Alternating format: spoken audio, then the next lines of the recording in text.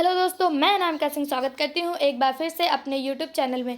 दोस्तों, जैसा कि आप सभी को पता है कि सीटेट के प्रीवियस ईयर क्वेश्चन मैं करा रही हूँ। आपको बता दें कि अगर आपको सीटेट की प्रिपरेशन कर रहे हैं या फिर किसी भी एग्ज़ाम की आप प्रिपरेशन कर रहे हैं तो आपको पुराने प्रीवियस ईयर क्वेश्चन देखना बहुत ज़्यादा इंपॉर्टेंट होता है, जिससे आपको एक लेवल पता चल जाता है और यह पता चल जाता है कि कौन से लेवल के प्रश्न आ रहे हैं और मिलता जुलता ही क्वेश्चन आपको आपके पेपर में मिल जाता है। तो दोस्तों, मैंने आपको कुछ क्वेश्चन सॉल्व करा दिए, कुछ ईयर के, जैसे 2021 के, 20 के, 2011 के, ऐसे कुछ मैंने आपको सॉल्व करा दिए हैं। दोस्तों, आज मैं आपके लिए सीटेट 2015 का प्रश्न पत्र लेकर आई हूँ विद आंसर और सॉल्यूशन के साथ। मैं इसको बहुत अच्छे से समझा के आपको ये सॉल्व कराऊंगी।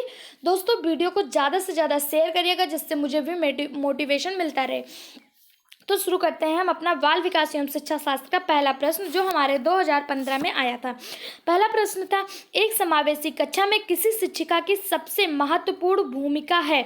एक जो समावेशी कक्षा है उसमें किसी शिक्षिका की सबसे महत्वपूर्ण भूमिका क्या होती है। आपको बता दें, समावेशी कक्षा वह कक्षा होती है जिसमें सभी प्रकार की योग्यता वाले विद्यार्थी एक साथ ही कक्षा में बैठकर शिक्षा ग्रहण करते हैं। इसमें शिक्षक की सबसे महत्वपूर्ण भूमिका यह होती है कि वह उसे यह सुनिश्चित कराना कि सभी विद्यार्थियों को उसकी योग्यता के अनुसार अवसर दिया जाए। दोस्तों, समावेशी कक्षा वह होती है जो सभी तरह के विद्यार्थी एक साथ बैठे, यानी कि जो शारीरिक रूप से, मानसिक रूप से कमज़ोर हैं या शारीरिक रूप से ग्रस्त हैं या स्वस्थ हैं, सभी तरह के विद्यार्थी एक कक्षा में बैठे। और उसमें शिक्षिका की जो भूमिका होती है वह सभी विद्यार्थियों को एक समान अवसर देना और एक समान सबकी योग्यता को एक समान रखना ही एक शिक्षिका की भूमिका होती है। तो इसका ऑप्शन सी बिल्कुल सही जवाब है। अगला प्रश्न है, अपनी कक्षा के बच्चों को उनकी अपनी अवधारणाओं को बदलने में आप किस प्रकार सहायता करेंगे।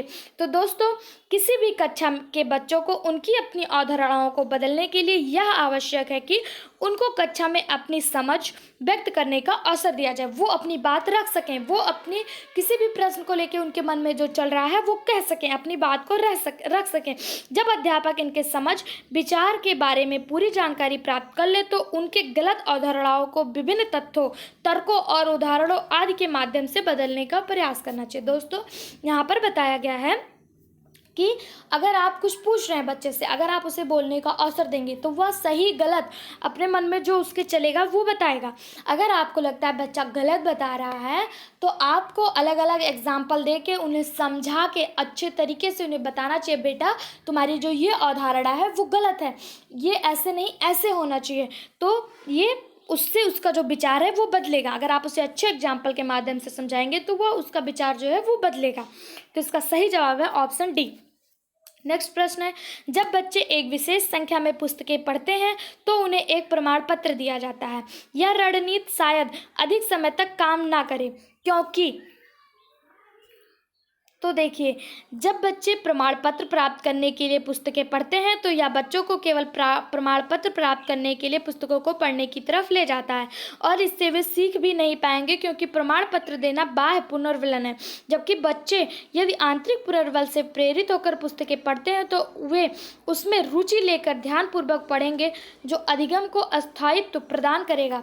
दोस्तों, यहाँ पर कहने का प्रयास किया जा रहा है कि जब केवल प्रमाण पत्र या मेडल या फिर किसी भी चीज़ के लालच में पढ़ाई कराई जाएगी तो बच्चे रटंत विद्या प्रणाली से पढ़ेंगे, यानी कि वो रट कर पढ़ेंगे, केवल याद करेंगे, केवल उन्हें नंबर लाने से मतलब होगा। वो अपने आप को इतना ज़्यादा उस चैप्टर को, उस क्वेश्चन को इतना ज़्यादा रट लेंगे कि वो उससे कुछ दिन बाद भूल जाएंगे और उन्हें समझ में कुछ नहीं आएगा, बस वो नंबर पाने की लालच में उसे रट लेंगे। दोस्तों, जो बच्चों को याद कराने का सही तरीका होता है वो उसमें रुचि लेकर पढ़ें। जैसे कि अगर वो भगत सिंह के चैप्टर को पढ़ रहे हैं तो भगत सिंह के चैप्टर, ना कि उनका डेट ऑफ बर्थ, उनका जन्म क्या हुआ, उनकी मृत्यु कब हुई, उन्होंने लड़ाई कैसे की, ये नहीं पढ़ना। उनके अस्तित्व को समझना है, उनके विचारों को समझना है, इस तरह से पढ़ाई करवाना चाहिए। लेकिन जब उन्हें किसी चीज़ का लालच दिया जाएगा, मेडल का, सर्टिफिकेट का, तो वो केवल रट लेंगे, क्वेश्चन को याद कर लेंगे और जाके पेपर में लिख लेंगे और उन्हें सर्टिफिकेट मिल जाएगा और और वो क्वेश्चन उन्हें कुछ दिन बाद भूल जाएगा। जबकि जो पढ़ाने का सही तरीका होता है वो उसे समझ कर अगर याद करेंगे तो लाइफ टाइम उन्हें याद रहेगा और उनके जीवन को, उनके भविष्य को उज्ज्वल करेगा। अगला प्रश्न है, किसी कक्षा में शिक्षक की भूमिका है। किसी कक्षा में शिक्षक की क्या भूमिका होती है? तो इसका सही जवाब है बी, सीखने की विश्वसनीय स्थितियां जुटाना और शिक्षार्थी को स्वतंत्र चिंतन की सुविधा देना शिक्षक की भूमिका होती है। शिक्षक की और बहुत सारी भूमिकाएं होती हैं, जैसे कक्षा में शांत वातावरण बनाए रखना, सीखने की स्थिति को उत्पन्न करना, छात्र को स्वतंत्र रूप से सीखने के लिए प्रेरित करना, छात्र को व्यवहारिक ज्ञान कराना, छात्र का मानसिक एवं शारीरिक विकास कराना, छात्रों का व्यवहार परिवर्तन करना। ये सब शिक्षक का ही उत्तरदायित्व होता है। अगला प्रश्न है, निम्नलिखित में से कौन सा कथन बच्चों की त्रुटियों के संबंध में सबसे उपयुक्त है? तो ऑप्शन डी इसका सही जवाब है, ऑप्शन डी। बच्चों की गलतियां एक खिड़की के समान होती हैं, यह जानने के लिए वे किस प्रकार सोचते हैं। ये जो है बच्चों की त्रुटियों को सुधारने का सही ऑप्शन है, क्योंकि मतलब इसमें कहा गया बच्चों की जो गलतियों से बच्चों की मानसिक क्षमता का निर्धारण किया जा सकता है तथा उससे प्रतिपुष्टि देकर उनकी गलतियों को दूर किया जा सकता है। जैसा मैंने अभी आपको बताया कि अगर बच्चे कोई गलती कर रहे हैं तो उन्हें पहले देखें कि वो कहाँ पर गलती कर रहे हैं, फिर उन्हें एग्जाम्पल के माध्यम से या उसे समझाकर बेटर तरीके से उनकी गलतियों को दूर किया जा सकता है। तो इसका सही जवाब है ऑप्शन डी। नेक्स्ट प्रश्न है, आकलन शिक्षण अधिगम प्रक्रिया का अभिन्न अंग है, क्योंकि? तो इसका सही जवाब है ए, आकलन से अध्यापक बच्चों के अधिगम को समझता है और उससे अपने शिक्षण की प्रतिपुष्टि भी करता है। देखिए, आकलन मतलब आप लोग समझ रहे होंगे, जैसे कि आपको क्वेश्चन दिया जाता है, फिर उसे उसमें नंबर किया जाता है, मार्किंग दिया जाता है, उसे आकलन कहते हैं। आकलन एक प्रक्रिया है जिसमें शिक्षक बच्चों तथा अपने शिक्षण विधि का विश्लेषण करता है। वो देखता है कि मैंने क्या पढ़ाया है और बच्चे ने क्या सीखा है, बच्चे की अधिगम क्षमता का विकास हुआ है कि नहीं, अगर नहीं हुआ है तो शिक्षण विधि में क्या कमी रह गई है। इस प्रकार शिक्षक की प्रतिपुष्टि मिल जाती है तथा साथ ही बच्चों के अधिगम का निर्धारण भी किया जा सकता है। तो इसका सही जवाब है ऑप्शन ए। अगला प्रश्न है, पाठचर्या ऐसी हो जो पाठ पुस्तक के ज्ञान को पुनः प्रस्तुत करने के स्थान पर बच्चों को अपनी आवाज़ें पाने, कार्य करने के लिए अपनी जिज्ञासा का पोषण करने, प्रश्न पूछने और जांच पड़ताल करने तथा अपने अनुभवों को बांटने तथा विद्यालय के ज्ञान के साथ जोड़ने में सक्षम बनाए। यहाँ पर पूछा गया है कि राष्ट्रीय पाठचर्या की रूपरेखा 2005 इस पृष्ठभूमि में एक शिक्षक की प्राथमिक भूमिका क्या होनी चाहिए।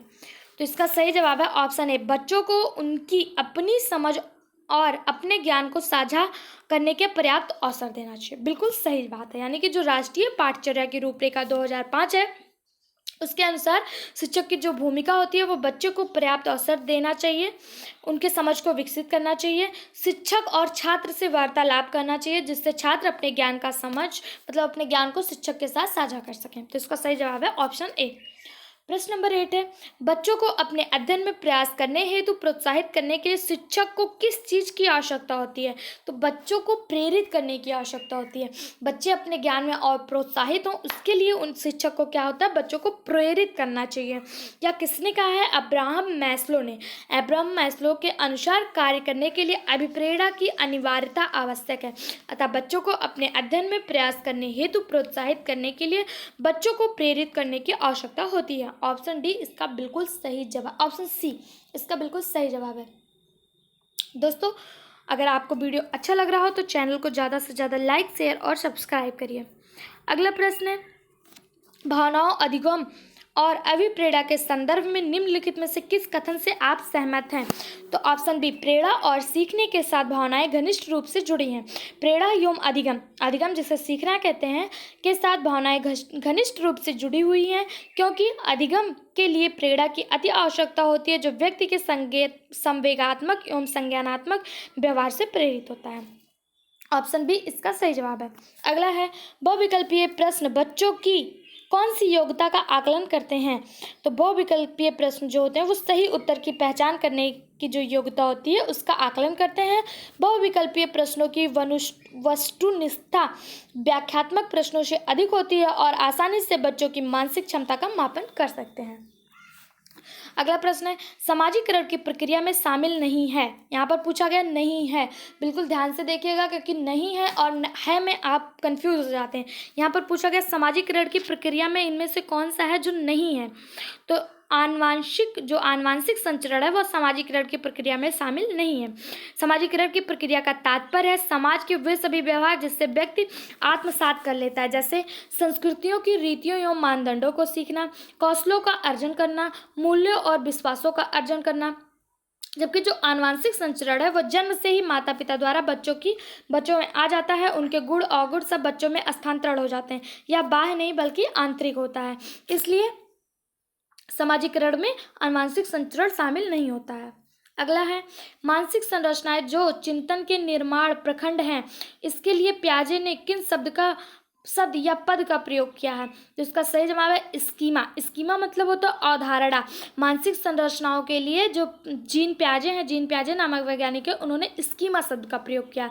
जीन पियाजे ने मानसिक संरचनाओं के लिए स्कीमा शब्द का प्रयोग किया है। स्कीमा से तात्पर्य ऐसी मानसिक संरचना से है जो व्यक्ति विशेष के मस्तिष्क में सूचनाओं को संगठित तथा व्याख्यात करने हेतु विद्यमान होती है। यह स्कीमा दो प्रकार की होती है, पहला साधारण और दूसरा जटिल। स्कीमा जो होती है वो दो प्रकार की होती है। कौन कौन सी? पहला साधारण होता है और दूसरा जटिल। इसको जो जीन पियाजे ने दिया था, तो इसका सही जवाब है ऑप्शन सी। नेक्स्ट प्रश्न पूछा है वाइगोत्स्की के अनुसार बच्चे स्वयं से क्या बोलते हैं? तो वाइगोत्स्की के अनुसार जो बच्चे हैं अपने कार्य को दिशा देने के लिए अपने आप से ही बात करते हैं। वाइगोत्स्की के अनुसार संज्ञानात्मक विकास को समझने के लिए उन औजारों का परीक्षण अति आवश्यक है जो संज्ञानात्मक विकास में मध्यस्थता करते हैं तथा उसे रूप प्रदान करते हैं। इसी के आधार पर वे यह भी मानते हैं कि भाषा संज्ञानात्मक विकास का महत्वपूर्ण औजार है। इसके अनुसार आरंभिक बाल्यकाल में ही बालक अपने कार्यों के नियोजन एवं समस्या समाधान में भाषा का औजार की तरह उपयोग करने लग जाते हैं। अगला प्रश्न है अधिगम असक्तता वाले क्या है? तो ए बच्चों को एक समान दिखाई देने वाले अक्षरों और वर्णों के भ्रम होता है। यानी अधिगम असक्तता का तात्पर्य है कि अपने मानसिक अक्षमता के कारण अधिगम में समस्या जैसे समान प्रकार के वर्णों को न पहचान पाना, यह एक मानसिक वृत्ति है जिसे डिस्लेक्सिया कहते हैं। यह एक बीमारी है जिसे किस नाम से जाना जाता है? तो इसे डिस्लेक्सिया नाम से जाना जाता है। अगला प्रश्न है सृजनात्मकता क्या है? सृजनात्मकता क्या है? तो समस्याओं के मौलिक और अपसारी समाधानों को पहचानने अथवा तैयार करने की योग्यता ही सृजनात्मकता है। स्टेने नामक एक वैज्ञानिक थे जिन्होंने कहा है कि जब किसी कार्य का परिणाम नवीन हो यानी कि नया हो, जो किसी समय में समूह द्वारा उपयोगी मान्य हो, वह कार्य सृजनात्मकता कहलाती है। इसमें समस्याओं के मौलिक और अपसारी समाधानों को पहचानने अथवा तैयार करने की योग्यता होती है। तो ऑप्शन सी इसका सही जवाब है। नेक्स्ट है भारत में बहुत से बच्चे विशेषकर लड़कियां विद्यालय में आने से पहले और विद्यालय से वापस जाने के बाद घर का काम करते हैं। आपके विचार में इस संदर्भ में एक शिक्षिका को गृह कार्य के बारे में क्या करना चाहिए? तो इसका सही जवाब है ए, यानी कि शिक्षिका को ऐसे गृह कार्य देना चाहिए जो विद्यालय में कराए गए अधिगम को बच्चों के घरेलू जीवन से जोड़ता है। प्रभावी कक्षा का एक उद्देश्य होता है, प्रभावी कक्षा में कक्षा का वातावरण सौहार्दपूर्ण होता है जिसमें भारत में बहुत से बच्चे हैं जिन्हें विद्यालय से जाने के पूर्व मतलब विद्यालय जाने से पहले और विद्यालय से आने के बाद घर का कार्य करना पड़ता है। तो दोस्तों इसमें कहा गया है कि शिक्षिका को उनको कुछ ऐसे गृह कार्य देना चाहिए, ऐसे होमवर्क देना चाहिए जो वो अपने घर के कार्यों को करते करते वो अपना होमवर्क भी कर सकें, यानी कि जिसका प्रयोग बालक अपने घरेलू जीवन में भी कर सके, अपने घर के कार्यों को सुलभ बनाने के लिए भी कर सकें। अगला प्रश्न है एक प्रभावी कक्षा में क्या होता है? एक प्रभावी कक्षा में बच्चे अपने अधिगम को सुगम बनाने के लिए मार्गदर्शन एवं सहयोग हेतु शिक्षक से सहायता लेते हैं। ऑप्शन ए इसका बिल्कुल सही जवाब है। एक प्रभावी कक्षा जो है, कक्षा का वातावरण सौहार्दपूर्ण होना चाहिए, यानी कि एक एकदम खुला होना चाहिए कि बच्चे अपने मन की बात टीचर से पूछ सकें, जिसमें छात्र स्वयं को आसानी से समायोजित कर सकें तथा अपनी समस्या अपने शिक्षक के सामने रख सकें और बच्चे शिक्षक को अपना मार्गदर्शक मानते हैं जो समय समय पर उन्हें निर्देशित करते हैं तथा समस्या समाधान में भी सहयोग करते हैं। इसका सही जवाब है ऑप्शन ए। अगला है ज्ञान के एक बड़े अशब्द भाग को प्रस्तुत करना। तो ऑप्शन सी शिक्षार्थियों के लिए अवधारणात्मक समझ को प्राप्त करने को कठिन बनाएगा। ज्ञान के एक बड़े अशब्द भाग को प्रस्तुत करना शिक्षार्थियों के लिए अवधारणात्मक समझ को प्राप्त करने को कठिन बनाएगा, यानी कि ऑप्शन सी यानी सही होगा। अगला प्रश्न है, क्या बच्चे इसलिए भाषा अर्जित करते हैं क्योंकि उनमें आनुवंशिक रूप से ऐसा करने की पूर्व प्रवृत्ति होती है, या उनके माता पिता प्रारंभिक अवस्था से ही उन्हें गहन रूप से सिखाते हैं? यह प्रश्न आवश्यक रूप से दर्शाता है। तो इसका सही जवाब है ऑप्शन बी, भाषा के विकास पर संज्ञान का प्रभाव। यानी बच्चे भाषा इसलिए अर्जित करते हैं क्योंकि इनके माध्यम से वे अपने भाव तथा विचारों को दूसरों तक पहुँचाने अथवा दूसरों के भाव और विचारों को ग्रहण करने में सक्षम होते हैं। इससे स्पष्ट होता है कि भाषा के विकास पर संज्ञान का प्रभाव होता है।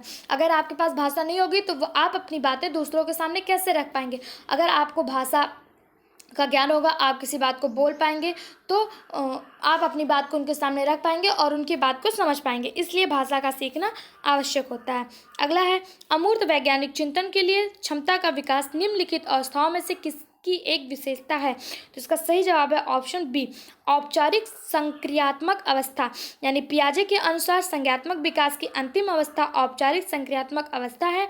इस अवस्था के दौरान बालक अमूर्त बातों के संबंध में तार्किक चिंतन करने की योग्यता विकसित करता है। मूर्त वस्तुओं तथा सामग्री के स्थान पर शाब्दिक तथा सांकेतिक अभिव्यक्ति का प्रयोग तार्किक चिंतन में करता है। इसका सही जवाब है ऑप्शन बी। अगला है, एक बच्चा तर्क प्रस्तुत करता है, आप यह मेरे लिए करें और मैं वह आपके लिए करूँगा। यह बच्चा कोलाहल वर्ग की नैतिक तर्कता की किस अवधारणा के अंतर्गत आता है, किस अवस्था के अंतर्गत आता है? तो दंड और आज्ञा पालन अभिमुखी जो अवधारणा है जिसको कोलारबर्ग ने दिया था, या उसके अंतर्गत आता है ऑप्शन डी। एक बच्चा तर्क प्रस्तुत करता है, तर्क में वह क्या कहता है, आप मेरे लिए यह करें और मैं आपके लिए यह करूँगा। यह बच्चा कोहल वर्ग की नैतिक तर्कता के पूर्व परंपरागत स्तर है। इस अवस्था में बच्चों का व्यवहार दंड तथा आज्ञाकारिता और स्वयं के लाभ की भावना से संचालित होता है। इस स्तर पर बच्चों के नैतिक निर्णय आत्मरुचि एवं दूसरे इसके बदले में क्या कर सकते हैं कि मान्यताओं पर आधारित होता है। अगला प्रश्न है, प्रगतिवादी शिक्षा क्या है? तो प्रगतिवादी शिक्षा समस्या समाधान और आलोचनात्मक चिंतन पर अधिक बल देती है। जो प्रगतिवादी शिक्षा है वह समस्या समाधान और जो चिंतन है उस पर अधिक बल देती है। प्रगतिवादी शिक्षा से तात्पर्य बालक के मनोविज्ञान को समझते हुए शिक्षण की व्यवस्था करना तथा उसकी अधिगम संबंधित कठिनाइयों को दूर करना है। इससे बालक का व्यक्तिगत निरीक्षण किया जाता है तथा उसकी दैनिक कठिनाइयों को दूर करने का प्रयास किया जाता है। जब आप बालक के व्यक्तिगत निरीक्षण करके उनकी कठिनाइयों को दूर करेंगे तो यही शिक्षा क्या कहलाती है? ये शिक्षा प्रगतिवादी शिक्षा कहलाती है। अगला प्रश्न है, विभिन्न मुद्दों और विमर्शों पर उनके लिए कारण प्रस्तुत करते हुए बच्चों को अपनी व्यक्तिगत राय को व्यक्त करने के लिए प्रोत्साहित करने वाले प्रश्न किसको बढ़ावा देते हैं? तो ऑप्शन बी, विश्लेषणात्मक और आलोचनात्मक चिंतन को बढ़ावा दिया जाता है। अगला प्रश्न है, निम्नलिखित में से कौन सा कथन विकास और अधिगम के बीच संबंध को सर्वश्रेष्ठ रूप से जोड़ता है? तो ऑप्शन डी, अधिगम और विकास एक जटिल तरीके से अंतः संबंधित हैं। अधिगम और विकास एक जटिल तरीके से अंतः संबंधित हैं क्योंकि व्यक्ति अपनी दैनिक क्रियाओं और अनुभवों द्वारा कुछ न कुछ सीखता है। फलस्वरूप उसका शरीर और मानसिक विकास होता है। सीखने की इस विशेषता को पेस्टोलॉजी ने ब्रिच और फ्रोवेल ने उपवन का उदाहरण देकर स्पष्ट किया है। यहाँ पर बताया जा रहा जो बच्चा है वो अपने अनुभव यानी दैनिक क्रियाओं के अनुभव से रोज़ जब वो कुछ करता है तो उससे कुछ नई चीज़ें सीखने को मिलती है। और सीखने की जो यही क्रिया है इससे उसका शारीरिक और मानसिक दोनों विकास होता है, जिसको जो पेस्टोलॉजी नामक वैज्ञानिक है उन्होंने कहा है कि ब्रिच और फ्रोवेल नामक वैज्ञानिक ने इसे उपवन का उदाहरण देकर समझाया है। नेक्स्ट प्रश्न है, इनमें से कौन सा विकास एक सिद्धांत नहीं है? तो ऑप्शन बी इसका सही जवाब है। विकास केवल संस्कृत से शामिल और निर्धारित होता है, यह बिल्कुल सही नहीं है। जबकि विकास केवल संस्कृत से शासित होता है और निर्धारित होता है, यह सिद्धांत गलत है क्योंकि विकास वातावरण यानी कि सांस्कृतिक तथा वंशानुक्रम के अंतःक्रिया से निर्देशित एवं इसके परिणाम स्वरूप होता है। अगला प्रश्न है, बाल केंद्रित कक्षा की एक प्रमुख विशेषता है कि उसमें तो क्या होता है? इसका सही जवाब है ऑप्शन बी, बाल केंद्रित कक्षा की एक प्रमुख विशेषता है कि शिक्षक के मार्गदर्शन से शिक्षार्थियों को अपने स्वयं की समझ का निर्माण करने के लिए उत्तरदायी बनाना चाहिए। बाल केंद्रित शिक्षा का तात्पर्य होता है विद्यालय का वातावरण, शिक्षक की शिक्षण प्रणाली, पाठ्यक्रम की रूपरेखा सभी बालक की योग्यता को ध्यान में रखते हुए बनाई जाती है ताकि बालकों को स्वतंत्रता एवं सुगमता पूर्वक ज्ञान की प्राप्ति हो सके और स्वयं को समझ विकसित कर सके। तो ऑप्शन बी इसका सही जवाब है। नेक्स्ट है, बुद्धि के बारे में निम्नलिखित में से कौन सा कथन सर्वाधिक उपयुक्त है? तो ऑप्शन डी, बुद्धि बहुआयामी है और इसके कई पहलू निहित हैं। तो ऑप्शन डी इसका सही है। लिंग यानी जिसे जेंडर कहते हैं पक्षपात की ओर कौन सा संकेत करता है? तो सांस्कृतिक अभिवृत्तियों के कारण अपेक्षाओं पर आधारित लड़कों और लड़कियों में भिन्न व्यवहार करना लिंग पक्षपात की ओर संकेत करता है। ऑप्शन डी इसका सही जवाब है। एक उच्च प्राथमिक विद्यालय के शिक्षक के रूप में आपके पास कक्षा में कुछ ऐसे बच्चे हैं जो प्रथम पीढ़ी के रूप में विद्यालय आ रहे हैं। आपके द्वारा निम्नलिखित में से किए जाने की संभावना सर्वाधिक है। तो क्या? कक्षा गतिविधि के समय और गृह कार्य के लिए उन्हें बुनियादी सहयोग और अन्य सहायता उपलब्ध कराना। इसका सही जवाब है ऑप्शन ए। प्रथम पीढ़ी के रूप में विद्यालय में आ रहे बच्चे शिक्षक का रवैया बहुत ही सौहार्दपूर्ण होना चाहिए तथा उन्हें उनकी मूल आवश्यकताओं तथा समस्याओं को हल करने में सहयोग देना चाहिए। ऑप्शन ए इसका सही जवाब है। नेक्स्ट है, समान आयु के बच्चों में भी आकृति, योग्यता, स्वभाव, रुचि, प्रवृत्ति और अन्य बातों में बहुत अंतर होता है। इस संदर्भ में विद्यालय की क्या भूमिका है? तो इसका सही जवाब है ऑप्शन डी, सुनिश्चित करना कि प्रत्येक बच्चे को अपनी क्षमताओं के अनुसार विकास के अवसर मिले। यह बिल्कुल सही जवाब है। यह बाल विकास और मनोविज्ञान के 30 प्रश्न थे जिसको मैंने आपको कराया है। आगे की वीडियो पाने के लिए हमारे चैनल को लाइक, शेयर तथा सब्सक्राइब करें तथा बेल आइकन पर क्लिक करना ना भूलें। Thank you so much.